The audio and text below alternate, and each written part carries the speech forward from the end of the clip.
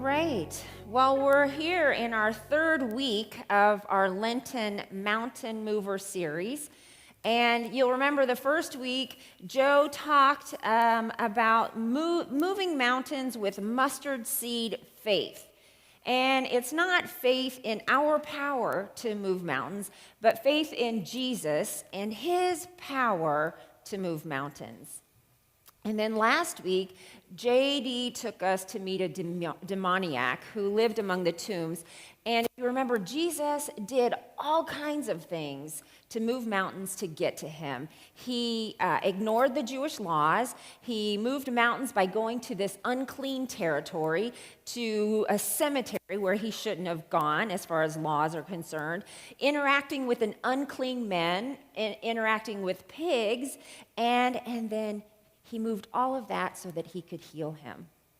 And now here we are in week 3, and we're going to hear the story of a tragically dysfunctional family. You could say they have mountains of dysfunction. So as I was sitting over there, I realized the second service, we read 2 sets of scriptures, and we don't at this service. So I'm going to go back. They don't have this, but I'm going to go back and read what they'll read first at the second service. And this is Genesis chapter 37, starting at verse 3. So Joseph, being 17 years old, was shepherding the flock with his brothers, and his father loved Joseph more than any of his other children because he was the son of his old age, and he had made him a long robe with sleeves. But when his brothers saw that their father loved him more than all his brothers, they hated him and could not speak peaceably to him. Once Joseph had a dream, and when he told it to his brothers, they hated him even more. So that's the first section, and then we're going to go on. Furthermore, I'm going to set these, I'll just leave them there. So his dad asked Joseph, go and check on your brothers. They're out shepherding the flocks. And so that's where we're going to pick up later in the story. He's already told them about some of his dreams. So here he goes. They saw him, this is later on in the chapter, they saw him from a distance as he came near to them, and they conspired to kill him. And they said to one another, here comes the dreamer. Come now, let us kill him and throw him into one of the pits. Then we shall say that a wild animal has devoured him, and we shall see what will become of his dreams. But when Reuben heard it, he delivered them out of their hands, saying, let's not take his life. Reuben said to them, shed no blood, throw him into this pit here in the wilderness, but lay no hand on him. And he said this that he might rescue him out of their hand and restore him to his father. So when Joseph came to his brothers, they stripped him of his robe, the ornamented robe that he wore, and they took him and they threw him into a pit. The pit was empty, there was no water in it. And then they sat down to eat, and looking up, they saw a caravan of Ishmaelites coming from Gilgad with their camels carrying gum and balm and resin on their way to carry it down to Egypt. And then Judah said to his brothers, what profit is it if we kill our brother and conceal his blood? Come, let us sell him to the Ishmaelites and not lay our hands on him, for he is our brother, our own flesh. And his brothers agreed, and when some Midianite traders passed by, they drew Joseph up, lifting him out of the pit, and sold him to the Ishmaelites for 20 pieces of silver. And they took Joseph to Egypt. When Reuben returned to the pit and saw that Joseph was not in the pit, he tore his clothes, and he returned to his brother and said, the boy is gone, and where can I turn? And they took Joseph's robe. They slaughtered a goat, and they dipped it in the blood. And then they had the ornamented robe taken to their father and said, this we have found. See now whether it's your son's robe or not. Jacob recognized it and said, it is my son's robe. A wild animal has devoured him. Joseph has surely been torn to pieces. Then Jacob tore his garments and put sackcloth on his loins and mourned for his son for many days. And all his sons and daughters sought to comfort him, But he refused to be comforted, said, "No, I shall go down to Sheol to my son mourning." Thus his father bewailed him, and meanwhile the Midianites had sold him in Egypt to Potiphar, one of Pharaoh's officials, the captain of the guard. So that's a pretty long story. Joseph's story, I only read snippets. Joseph's story is the longest story in all of Genesis, and there's so much to be had there. But we are going to just look at these mountains of dysfunction. So I want to look at Joseph's life and the dysfunction that we see in his family, and we'll start way back with his great-great-grandparents. And you know who they are, Abraham and Sarah. And they had a few weird dysfunctional things going on. Like one of them, evidently Sarah was really beautiful. And so they're traveling along, and they meet some people who kind of think she's pretty. And Abraham's like, you know what? I'm going to not tell the whole truth. She's my sister because I don't want them to kill me so that they'll get to her, okay? A little bit dysfunctional. And then later on, Sarah gets a little impatient because she's not having kids, right? So she gives her maidservant to Abraham and says, have a kid with my maidservant. And then later on, she ends up having her own child, Isaac, and she's like, yeah, I don't really like him and Ishmael anymore. Abraham, send them away and drop them in the desert. And you know what? He does it. A little dysfunctional. And then Joseph's own grandparents, Isaac and Rebekah, had twin sons, Jacob and Esau. And in their story, we have parental favoritism, deceit, deception, sibling rivalry, and estrangement. The parents each chose a favorite twin. Jacob lied to his dad. His mom lied to his dad. Jacob stole his brother's birthright. It's a lot before we even get to Joseph. So then we have Jacob. And Jacob grew up and did the same thing as his parents. He played favorites. He gave Joseph this infamous coat. Now, the King James Version that so many of us know says the coat of many colors, but the literal translation is a tunic of palms, meaning it reaches down to the palms of the hands and the palms of the feet, which we call the soles, but they call the palms. It's not a working person's garment, okay? It is Jacob's way of saying, you know what, I love you so much, you don't need to work. And his brothers, rightfully so, I think, were pretty jealous and angry enough to kill their brother. And these brothers are so crazed with sibling rivalry and hatred that the one who suggests that they don't murder him but sell him instead comes out looking somewhat reasonable. And then Joseph.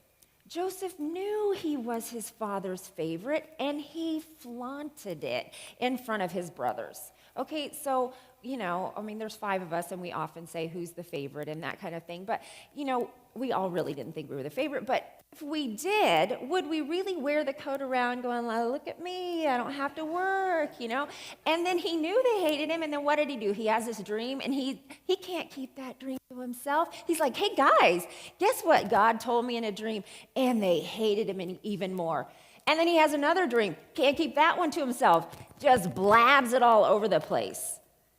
He's just devoid of any emotional intelligence and full of himself. At the beginning of the story, he just wears his privilege too proudly. And I think that sounds like mountains of dysfunction, each generation adding one more link in the growing chain of hurt and pain that seems unbreakable. The mountains seem unmovable. Dysfunctional families have children who grow up and repeat the same scarring patterns.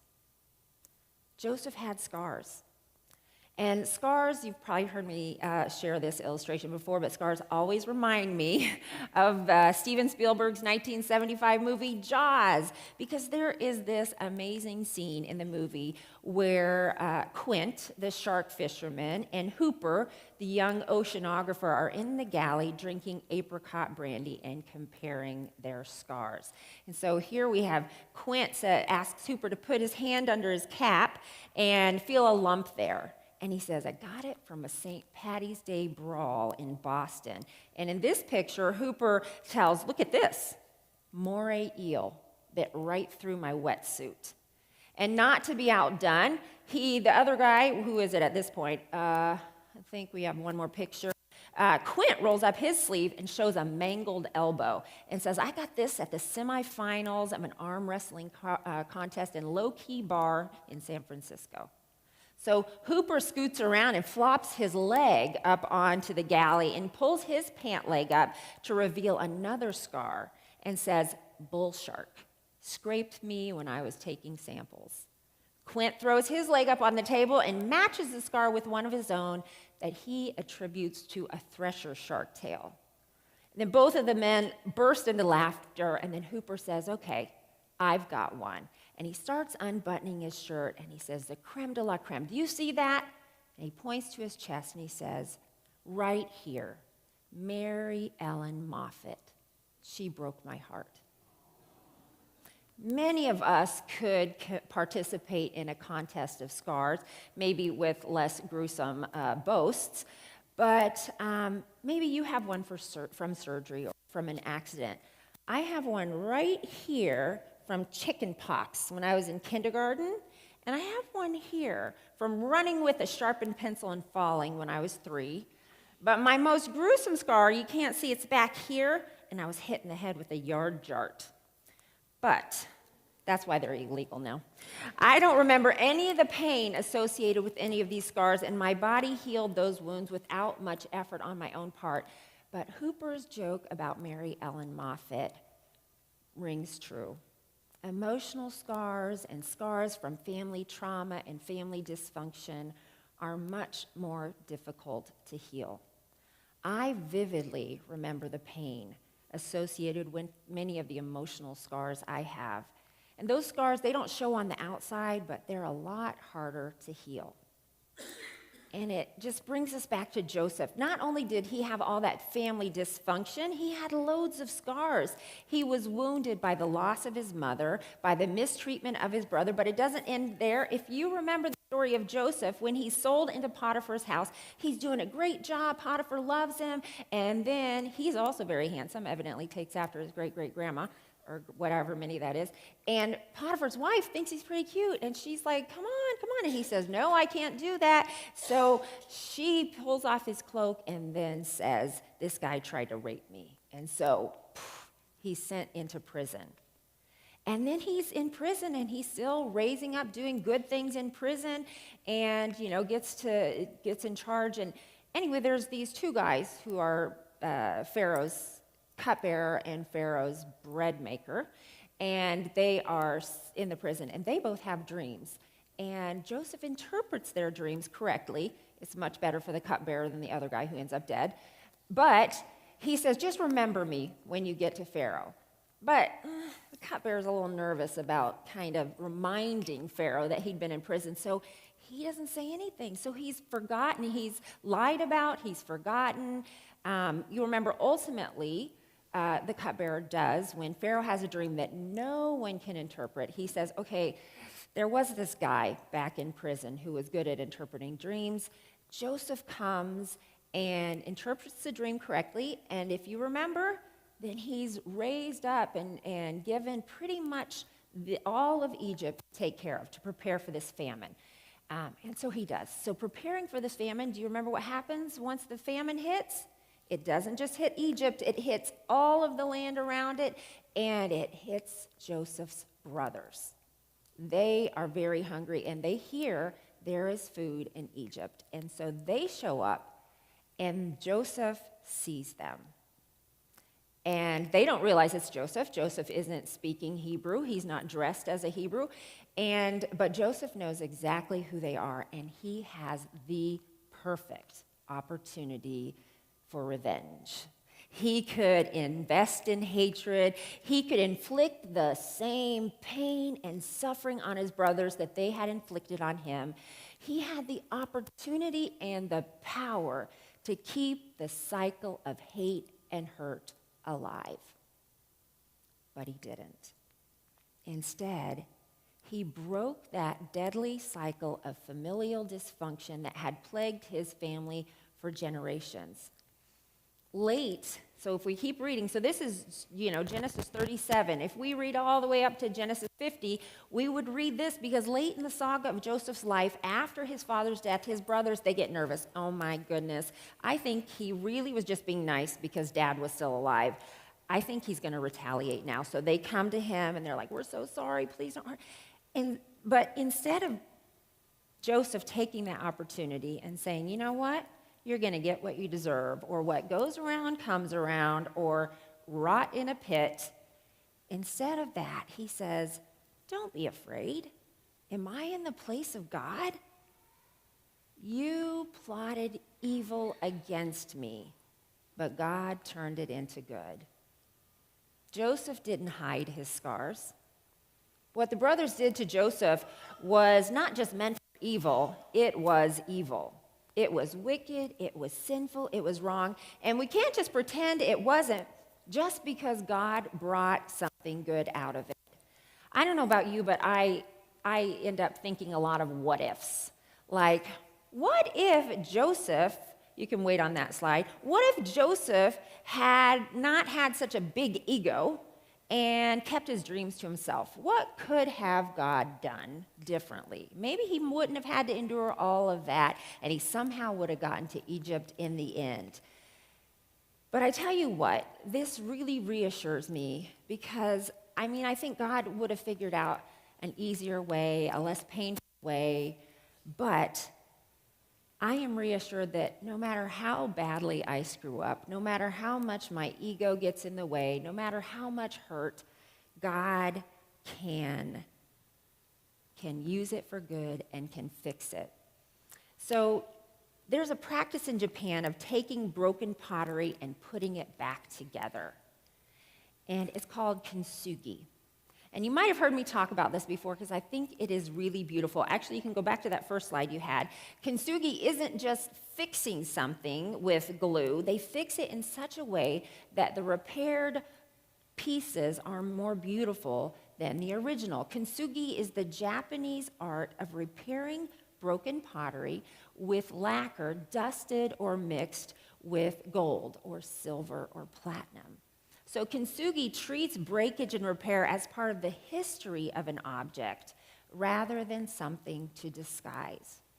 It doesn't pretend that the brokenness didn't happen or doesn't matter.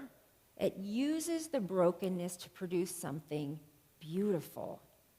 Kintsugi looks on brokenness as opportunity. And when we look at Joseph's life, I think God Kintsugi'd it. Joseph didn't get over it. He was hurt, he had scars, but he forgave and he allowed God in to his hurt and his pain, and he allowed him to repair it and make it even more useful and beautiful. We all have wounds and brokenness and our own mountains of dysfunction. And we often try to forget that we've been broken, and we try to forget the ways that others have hurt us and that we've hurt others. And sometimes we're successful for a long time, but then in an instant, we're reminded. There's a face or a voice or a box of old things falls open, and then there's pain, and there's grief, and there's anger, and it fuels our ability to wound others. Without God's Kintsugi healing, we hurt others in the way that we've been hurt. Without God's Kintsugi healing, children with alcoholic parents often become alcoholics. Without God's Kintsugi healing, people who have been abused often abuse. This morning, God is giving us the power and the grace to speak to our own cycles of dysfunction and say, enough. God has brought me to this place not so that I may continue to perpetuate a hateful and hurtful cycle, but to break it. I am not going to do what the cycle demands. I'm going to open myself to the mover of mountains so that these broken pieces can be put back together in a beautiful way. We've all been dropped. We've all been shattered in some way by life. And for some of us, our shards are bigger, but the brokenness is the same. But the good news is that God can bind us back together, heal us, make us whole, forgive us, and help us forgive others. And Kintsugi is the perfect symbol of the power of the gospel. Brokenness happens, but we're not thrown out or thrown away. We're healed. If God can heal Joseph from all of his trauma, then God can certainly deliver us from ours. Our scars are not too big, they're not too bad, they're not too old for our God to heal. Just because you've been broken doesn't mean you're worthless. There is artistry in the unveiled fragments and the ashes. So thinking back to that scene from Scars, there's a poignancy there because we all, in our own ways, kind of have a need to show off our scars. So here's my chickenpox scar. Someone else says, here's my scar from open heart surgery or knee replacement. And then someone opens up the category of invisible scars. Mary Ellen Moffat. She broke my heart. My divorce broke my spirit. I have an addiction. My wife died. And Joseph adds, I was sold into slavery, spent years in a prison, lived as an exile, but God, the mover of mountains, was with me all along and turned my path into something beautiful.